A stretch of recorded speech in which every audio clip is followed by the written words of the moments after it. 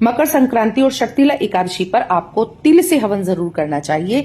तिल से हवन करने से आपको अनंत कोटि सौभाग्य की प्राप्ति होती है, आपको अश्वमेघ यज्ञ के बराबर फल की प्राप्ति होती है, आपके समस्त पापों से आपको मुक्ति मिलती है, आपको अकाल मृत्यु, रोग शोक इत्यादि से मुक्ति मिलती है।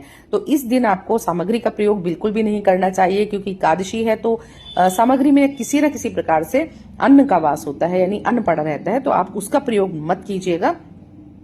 और हमें सबसे पहले हल्दी से स्वास्तिक बना लेना है, उसके बाद कोई पात्र लेना है, उसको आप हल्दी कुमकुम से तिलक कर लीजिएगा, एक जला हुआ उपला लीजिएगा, कपूर डाल के अग्नि प्रज्वलित कीजिएगा, क्योंकि अग्नि प्रज्वलित करके ही हमें आहुति देनी चाहिए।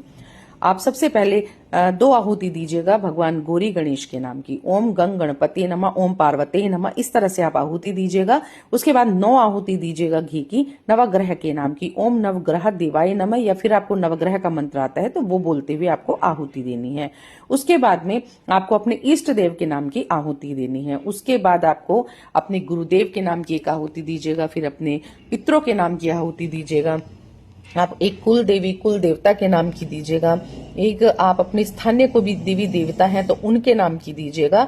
उसके बाद आपको ओम नमो नारायणाय ऐसा कहते हुए 5 आहुति घी की भगवान नारायण के लिए देनी है। एक लौंग का जोड़ा रख के घी में आपको सभी मात्र शक्तियों के नाम की, और फिर से एक लौंग का जोड़ा रखकर घी में सभी पितृ शक्तियों के नाम की आपको आहुति देनी है। अगर आप इसमें तुलसी की डंडी का प्रयोग करते हैं तो इससे भगवान विष्णु अत्यंत प्रसन्न होते हैं, आपको उनके चरणों का सानिध्य प्राप्त होता है और आप सीधा बैकुंठ की प्राप्ति करते हैं, क्योंकि एकादशी पर तुलसी की डंडी के हवन की अनंत कोटि महिमा कही गई है, जिसका मैं शब्दों में वर्णन नहीं कर सकती।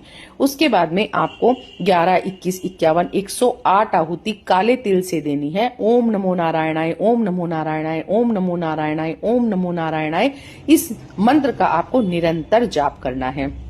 आप बीच बीच में इसमें कपूर डालते रहिएगा अगर अग्नि आपकी धीमी होती है तो।